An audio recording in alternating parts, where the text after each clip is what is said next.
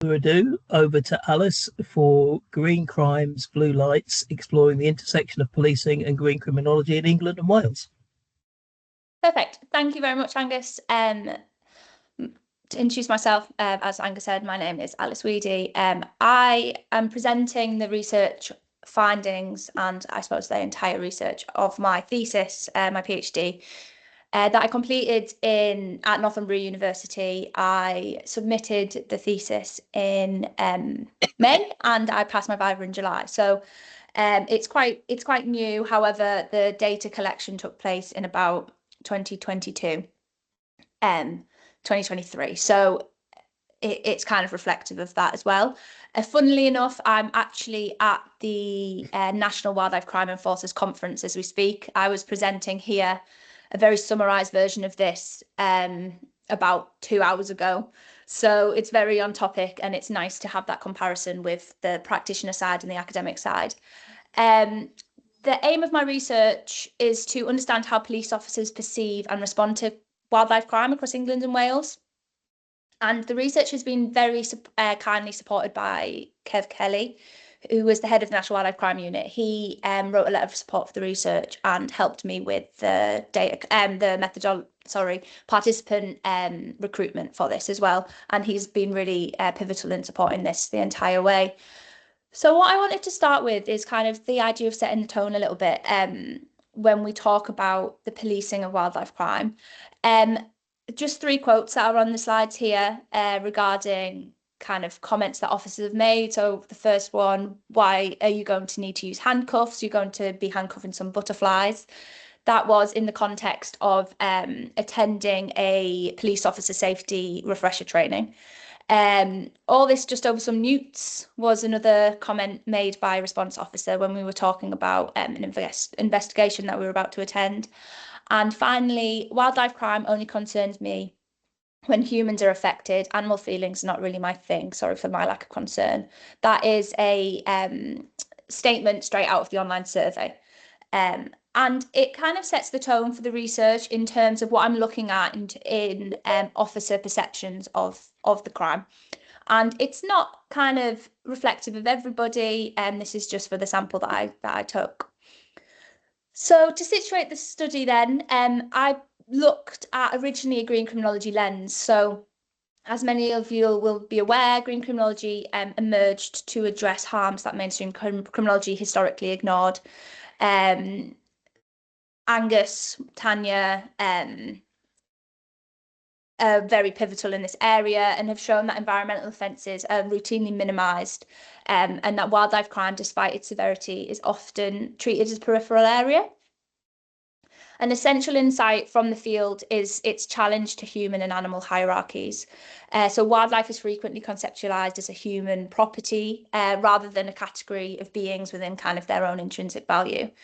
And a quote that I used within the thesis is one from Angus and Tanya, and I'm probably not going to get it word for word, but it's that idea that human concern human concerns take priority over wildlife rights, and harms to wildlife are kind of structurally marginalised. And I think this debate highlights a deeper issue when we look at what is considered as wildlife or a wildlife crime. Definitions within academia and practice are quite inconsistent across policy, law, and like I say, academia. And Tanya Wyatt's definition of all non-human animals and plants that are non-companion or domesticated animals captures that broader ecological picture. But in practice, policing relies on the legal boundaries.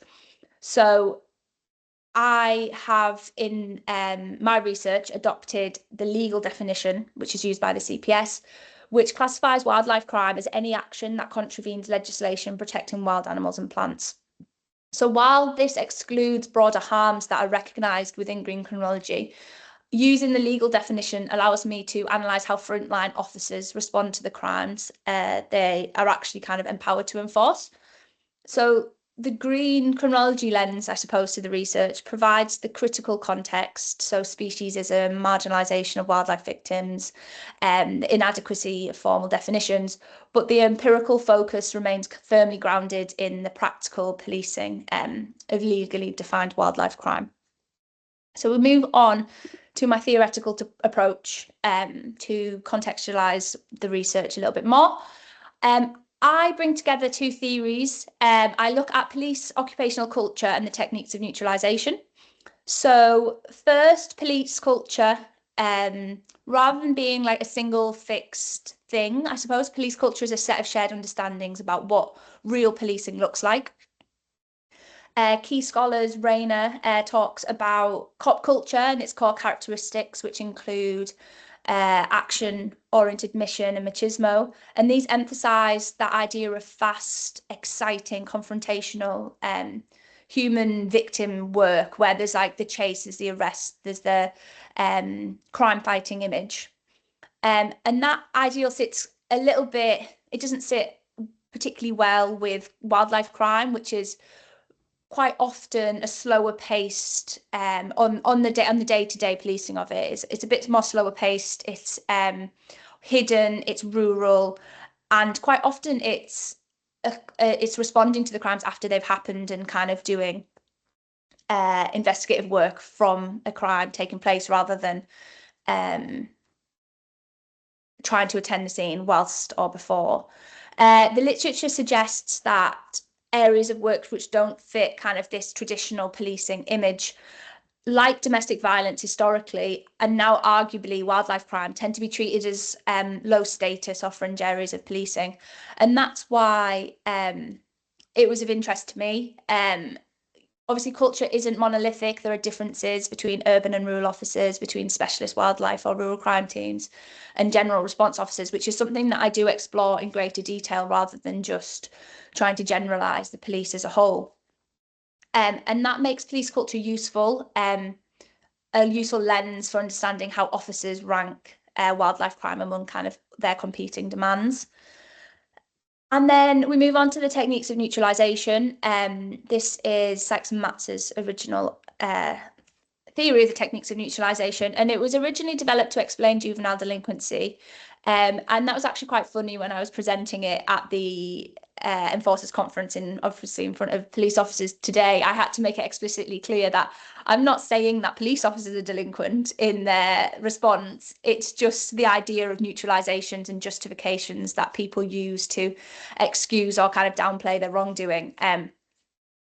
And this was a theory that I saw originally kind of suggested within at the time Melanie Wellsmith, now Melanie Flynn's piece of research, and she suggested that this theory could be applicable, and it's something that I look further into and I could see those connections. The theory, from being applied to just juvenile delinquency, has been applied to a wide range of contexts. So it has been applied to environmental and wildlife offending. So there's Endicott's work on illegal badger culling in England and Wales, for example, and it shows how farmers use neutralisations to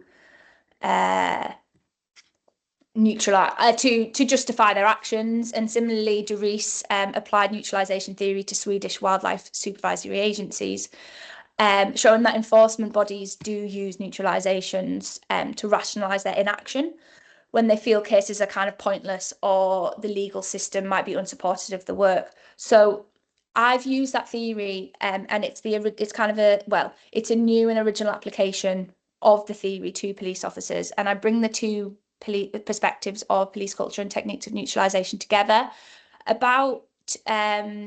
I suppose police culture provides context around real policing, action and status, whereas techniques of neutralisation provides that mechanism, so the narrative tool that officers use to explain why wildlife crime is less important or less doable or manageable in their work, I suppose. I'm not suggesting, and I think it's important to note, that all officers do this or that neutralisation is the only explanation for their actions. But by applying neutralisation theory to police decision making, I can show how classic techniques such as those listed: denial of responsibility, denial of injury, denial of victim, etc., help to explain why wildlife crime remains marginal within everyday policing, even when officers and organisations do say it matters. On the ground, the response is often different. So, importantly, with any piece of research, you have to have your research questions. I have 3 that I worked through in the thesis, and that is, the first one: is there a consistent approach to the policing of wildlife crime across England and Wales? To what extent do the techniques of neutralisation apply to police officers within the context of wildlife crime? And finally, how do police officer perceptions of wildlife crime influence the overall policing of the crime type? So I'm looking here at the on-the-ground enforcement in terms of consistency, and then applying the theory, and then looking at how the officers' beliefs and perceptions of wildlife crime actually impact their approach to the crime type. And to do that, I conducted a mixed methods research piece of research. I was questioned a little bit when I came to deciding on my approach, my methods, why I haven't classed this as an ethnographic piece of work. And I go quite a bit into this in the thesis, in terms of I wanted to frame it as participant observations, because ethnography, you have to be very much involved in the culture. It's a very long, prolonged period of time in order to get ingrained in that culture. And I did 34 days with the police. And yes, I did feel at some points part of a team. However, I was very aware that I was distinct from the police. I couldn't engage with arresting or interviewing. I was observing that, but not actually doing it myself. And I know that there's some debate in academia around that. So I conducted participant observations to start with, which was with 5 police forces across England and Wales, and I spent time with their rural crime teams. That consisted of 34 days, or if you want to break that down specifically, 296 hours. I participated in a variety of their shift work. So I did do night shift, which I spoke to the police today and said I give you full credit for that, because it was hard. It was hard work. The table on the slides breaks down the 5 forces. So the forces are anonymised throughout the research as forces A, B, C, D, and E. And you can see how the 34 days have been broken down there. And I've given some force characteristics. So you can see that I went to a variety of forces that were coastal, inland, rural, urban, affluent areas, deprived areas. And they were all based on the characteristics of that force that were published.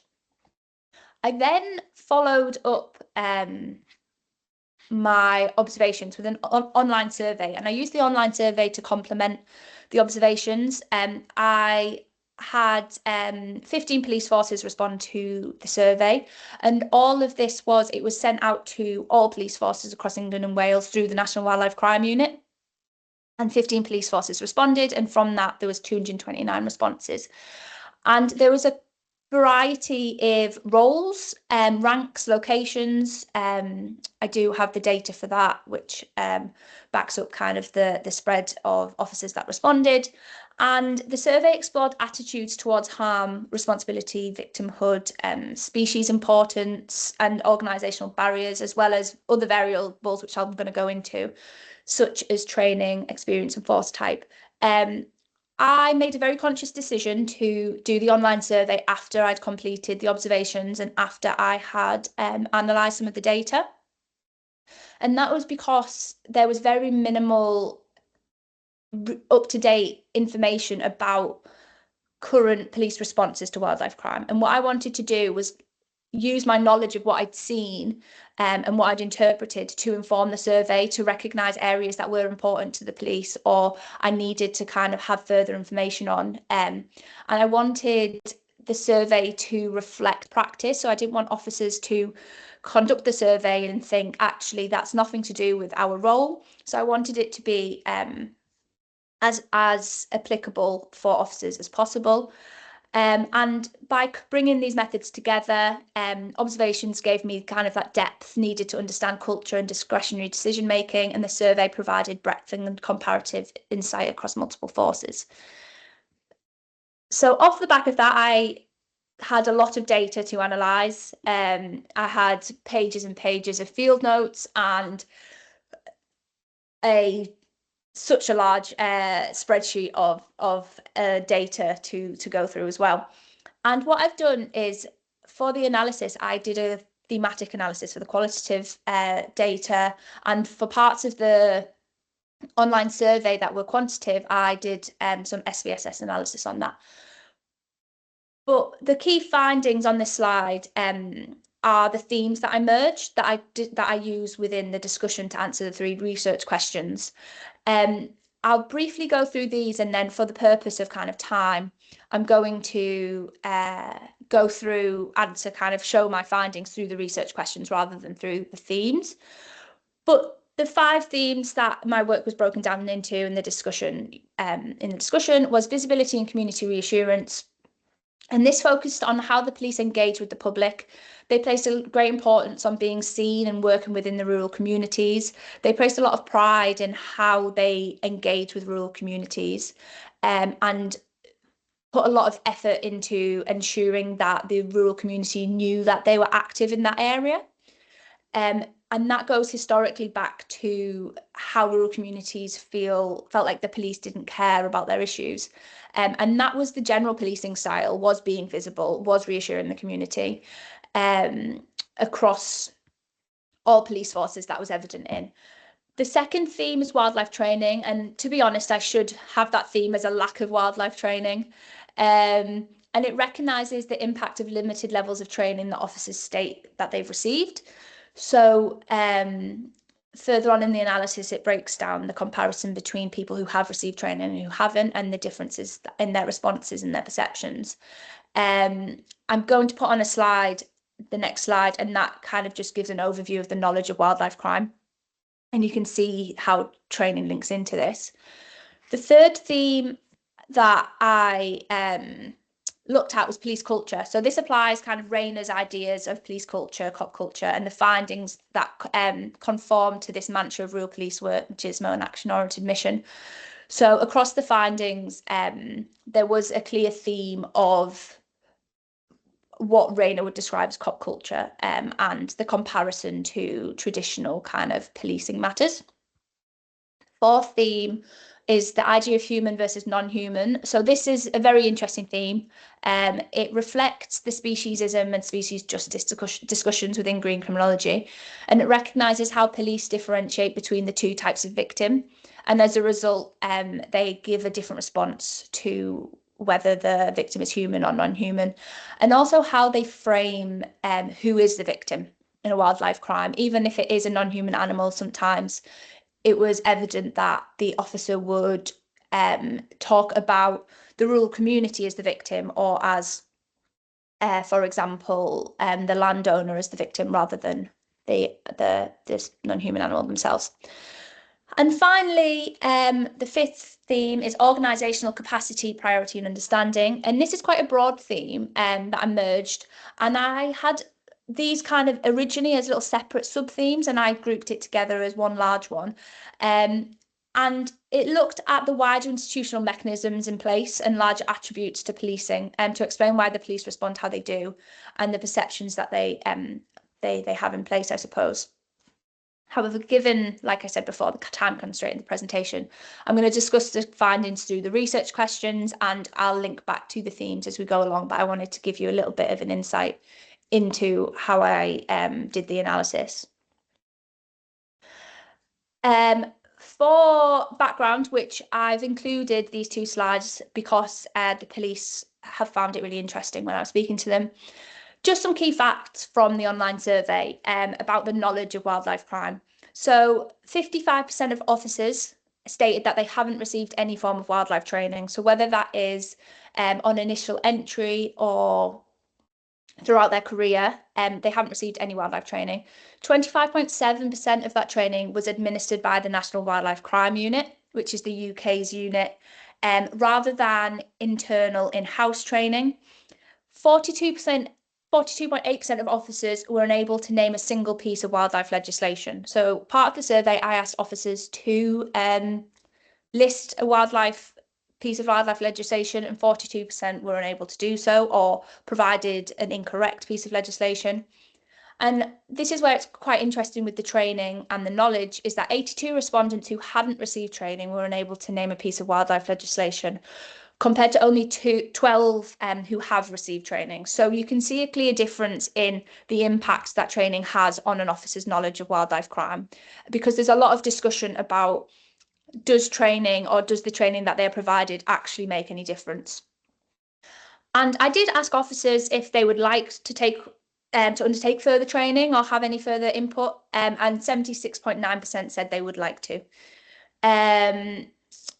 The most common pieces of wildlife legislation that officers could identify were the Wildlife and Countryside Act, and that followed by the Badger Act, which isn't too surprising because when you spoke to officers, they always say there's always a badger involved in some capacity, is some of the comments that I received. So that just gives you a bit of awareness about the knowledge that officers have. Slide. And again, in the online survey, I asked officers to rank wildlife crime alongside 8 other crime types. So I was quite strategic in the types of crime types that I selected. I wasn't going to ask officers to compare wildlife crime with, for example, murder or knife crime, and those types of crimes. I was looking at more specific crime types that were somewhat similar or related to wildlife crime. So what I asked, the crimes that I listed were domestic abuse, livestock theft, arson, burglary, antisocial behaviour, assault, illegal waste dumping, and cybercrime. As you can see, the importance ranking is very spread out. The largest ranking was 5, which is kind of in the middle somewhere. However, wildlife was ranked as least important by 12.1% of participants. But there is clearly a skew in the data that it's quite spread out. And I just popped them in there just to give you a bit of context about some of the survey findings. So if we break down the research questions, I'm going to focus more on research question 2, which is the techniques of neutralisation, because I think that's one of the key takeaways from the research. But the first research question that looked at, is policing consistent across England and Wales? It looks at this idea of that where enforcement capability is limited, officers must exercise discretion to prioritise incidents that receive a police response, which results in unequal levels of enforcement. The findings show a picture of both kind of inconsistency and shared practice. So that was shaped by structural pressures, cultural norms across forces. On the inconsistency side, so if we're looking at differences across forces vary significantly on how they organise and resource wildlife crime. So some have dedicated rural wildlife crime teams with a clear remit and proactive capability, while others rely on individual officers who are informally absorbing wildlife work alongside their core duties. This was very clear. There was a team that I went to who had 4 different crime types under their remit, and there was only 2 police officers to deal with that in the entire force area. So that naturally affects capacity, responsiveness, and overall priority. And training access also differs significantly across forces. So some forces encourage the National Wildlife Crime Unit package that they offer, while other officers reported receiving no training at all. These gaps create uneven level of knowledge, confidence, and enforcement capability between forces, and even between officers within the same force. There was incidents of a force that I went to where they had organised internal training. The rural crime team was going to do some training with a team on response, and we travelled about an hour and a half to their police station, and we got there and they turned around and said it's not scheduled in, and there's no time for you to do that.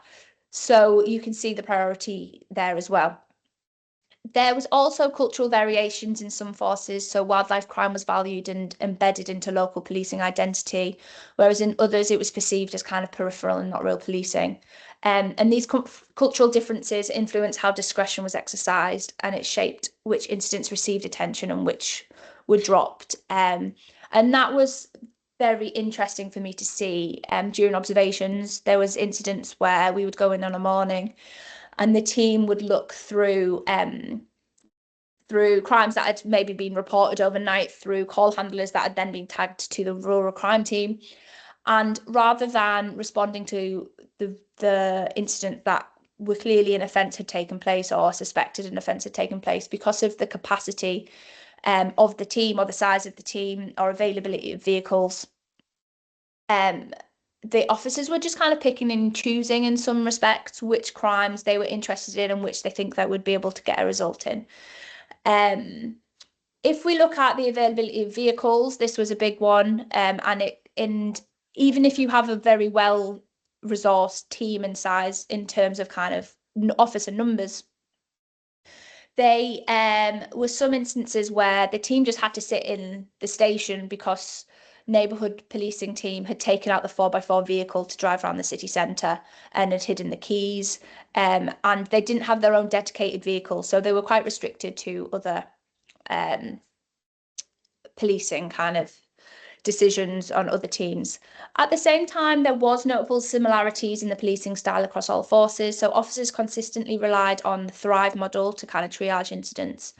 And regardless of the force, wildlife was tended to be very reactive. So officers responded to what the public reported rather than engaging in more of a proactive work.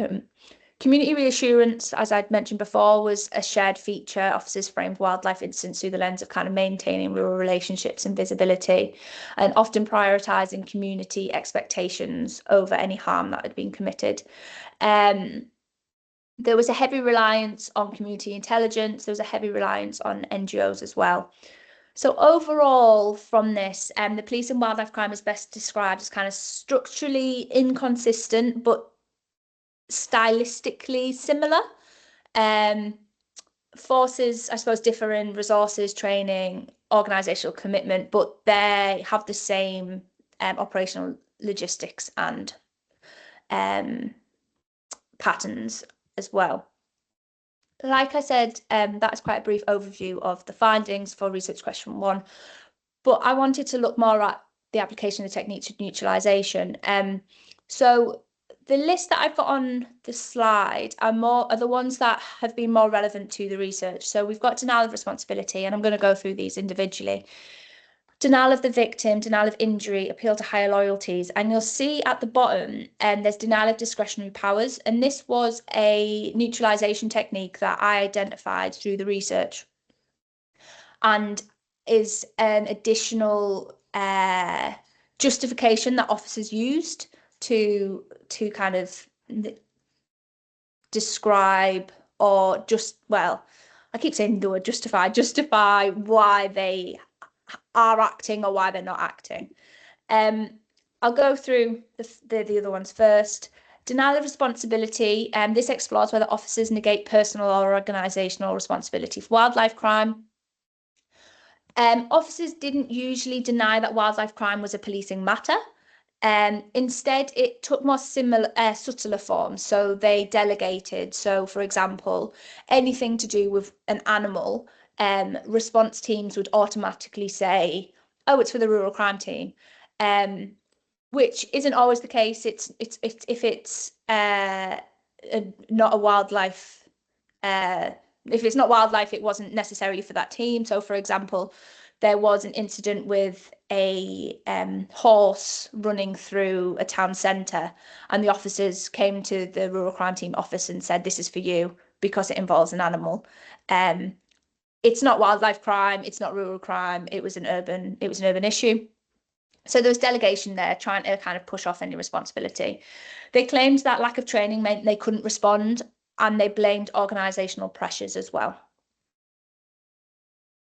Denial of the victim. Some denied wildlife could be victims in a legal sense. If we go to understanding whether wildlife are viewed as victims. The legal definition doesn't allow, doesn't incorporate non-human animals. And this is one of the strongest neutralizations that I identified. And they, like I say, denied that wildlife could be victims in a legal sense. And they instead incorporated the harm that occurred through a human lens rather than specific to non-human animals. So they talked about wildlife impacting the rural community, or they talked about a landowner being the victim rather than the non-human animal itself, which takes away the victim status of that non-human animal, and kind of makes it seem less important for that species. Sorry, I'm just aware of the time. Denial of injury. This neutralisation, it helps explain why wildlife crime remains consistently deprioritised despite kind of acknowledgement of harm. So they don't deny that a crime has occurred necessarily, but they recognise that wildlife, well, it was recognised that wildlife harm must, it recognised wildlife harm but minimised its seriousness. So it was quite often a lot of banter, I suppose, in kind of quotations here, that trivialized wildlife harm. It was seen as less important. If you then put the Thrive assessment against it, it completely reduced and dropped the priority down. So it recognised that it had occurred, but it wasn't viewed as harmful enough to warrant a police response. Appeal to higher loyalties. This was quite an interesting one, and I think it's not something that is necessarily just relevant to wildlife crime, and you can see it in other areas of policing. And it looks at the influence of loyalty to rural communities and loyalty to the policing culture. So rural communities prioritised officers. It was evident that officers prioritised maintaining relationships with farmers and landowners and gatekeepers rather than investigating or responding to a wildlife crime on a piece of land that they had a relationship, a professional relationship with somebody on. Over 50% of officers in the survey agreed or were neutral with the statement that community relations mattered more than responding to a wildlife incident. And you can see that reflected in some of the discussions I've had today with police officers, is that you can see that reflected in other areas of policing, that police decide not to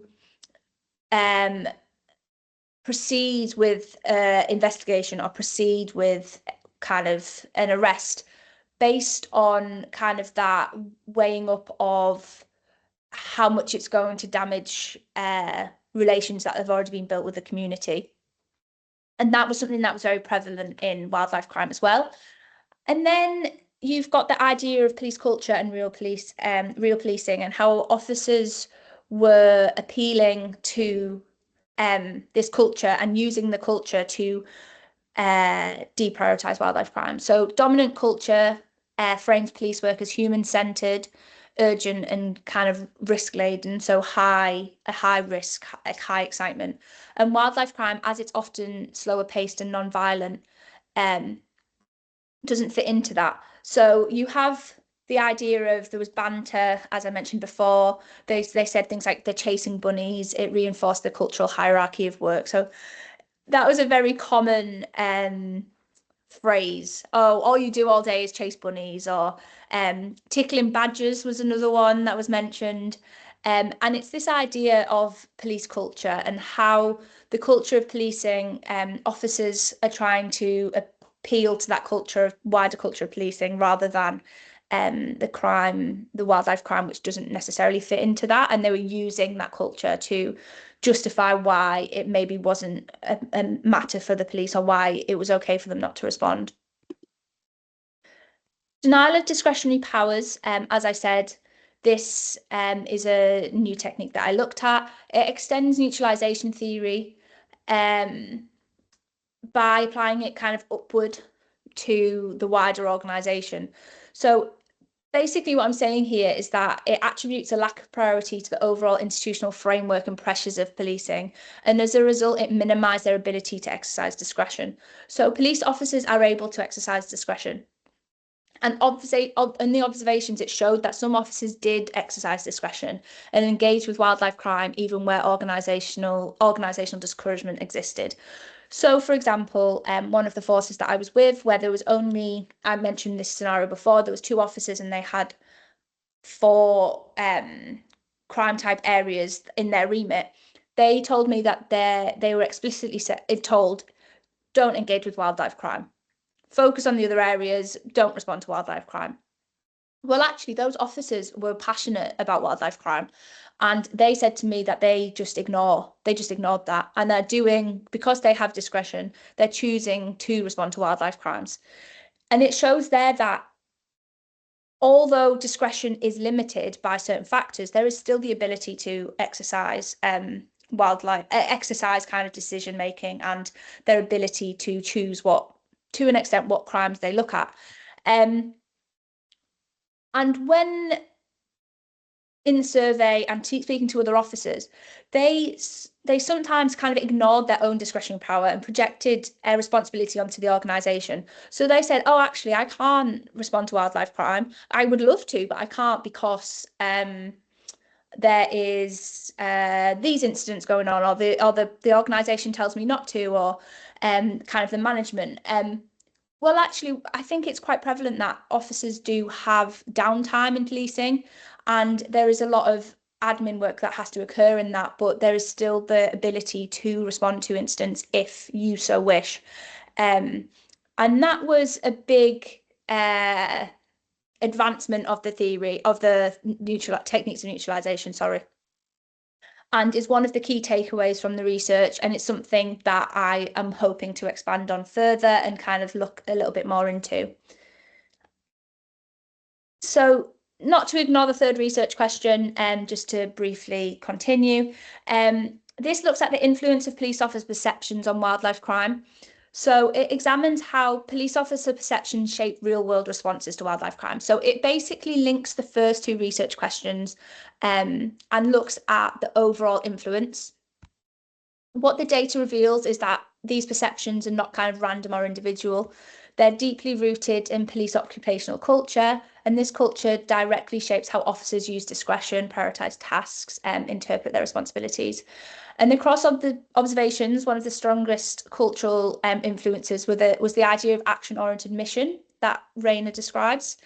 And wildlife crime, it does occur, but it's on a day-to-day basis. It's not fast-paced. It's not adrenaline-driven. I spent hours upon hours driving around country roads in the off chance that something was happening in that area.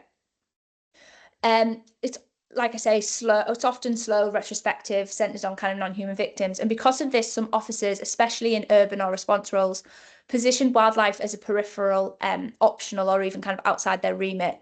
And this reflects like that cultural hierarchy of policing, where incidents involving humans, danger, or conflict are valued as more highly or never are prioritized. So machismo also played a role in this, while not expressed like through overt hostility, it was visible in humour and banter and the trivialisation of harm, some of the examples that I said before. And these behaviours are consistent with the backstage elements of police culture. And I suppose these cultural frames kind of contribute to what we talked about before in the techniques of neutralisation. Perceptions were also shaped by training and knowledge. So officers who had received training not only understood the law better, but they were also more confident, more engaged, and more likely to see wildlife as legitimate victims. I have some data in the thesis that through SBSS I looked at kind of the statistics around this. And in contrast, untrained officers often minimise wildlife harm or deflected responsibility. Interestingly, I did look at differences across gender and across the locality of forces, and there wasn't massive differences in those aspects, but training was the biggest area that had kind of the disparities in that.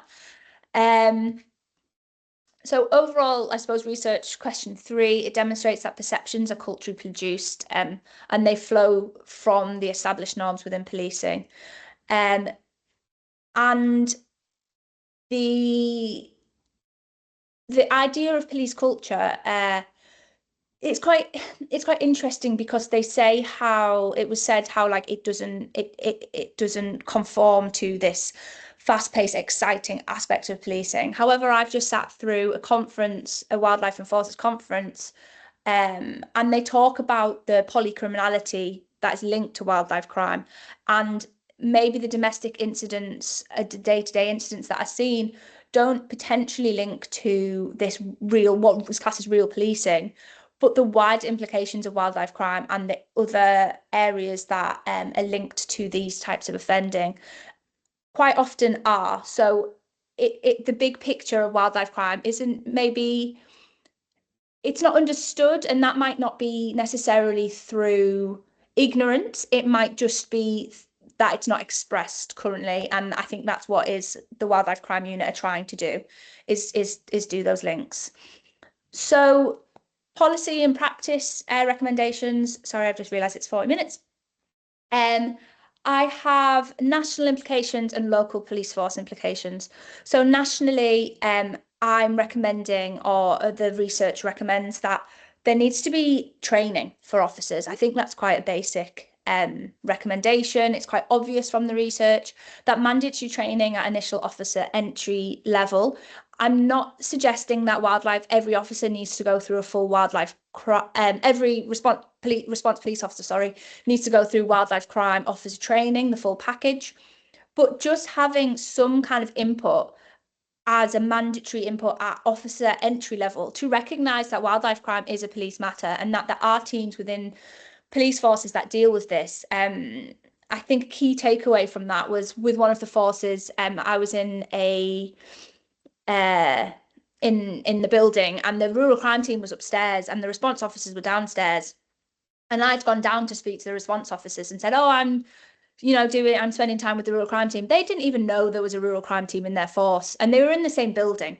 So some of these officers were going through the PCDA. So having just an input at initial officer level that is enforced by the College of Policing, I think from this research would make a difference in perceptions and kind of recognition of the crime. Then legislation, I know that this is something that is ongoing and is being pushed for, but the recordable offences, without data, without being able to see the statistics of wildlife crime, the funding isn't going to be there. Legal status of wildlife, that links to the denial of the victim, and supports, the research supports reform of wildlife legislation. So the wildlife legislation is very complicated. I received, on one of my first days of observations, an entire book with wildlife legislation in it that had been created by an outside agency. It was an NGO that had created this enforcer's guide. And I don't see that, or I'm not aware of that in other areas of policing. So reading through it, it was quite complicated, the legislation. So a reform of wildlife legislation, which again is something that's happening. And on a local police force level, having funding and officer numbers, having funding that impacts the capacity to respond and prioritise wildlife crime. And without funding, the enforcement isn't going to be standardized. It's very much on a which force has resources, which force doesn't. And from speaking to officers and from speaking to specific forces, it's very clear that forces who don't have wildlife crime officers, or have a full-time wildlife crime officer or a rural crime team, they cause a lot of problems for the forces that border them. So they have offenders coming from different force areas, because it's a cross-border crime, that causes problems for other forces, because one force doesn't have a team, and therefore it's not being policed. And then the idea of PCSO in rural teams, this is something that I expand on quite a bit within the thesis. Having a PCSO that is available to go out and engage with rural communities and isn't doesn't have to do the casework. They don't have to sit behind a desk. They're able to get up and go out. And that's something that I found I spent a lot of time with a PCSO in one of the teams. And that was really effective. Finally, the future research. These are just some ideas that I'm floating at the minute and I'm having discussions about at this conference. It's the international and national comparison of best practice. I looked at doing an international comparison for this research originally, but it didn't kind of manifest, not for the sake of me trying. An impact study of wildlife training, that is something that I'm currently having discussions about having evidence that recognises the need and the benefit of wildlife training, to kind of evidence that in pushing for a mandatory training package at an initial officer level.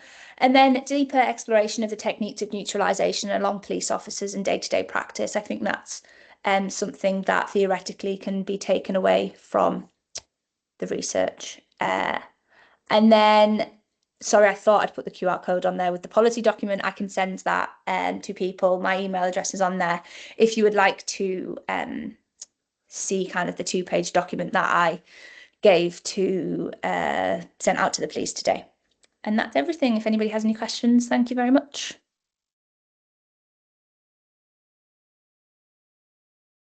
Excellent. Thank you, Alice. I will just stop the recording. I can see hands up for applause. So if there are any questions, if you could either raise your hand using the reaction button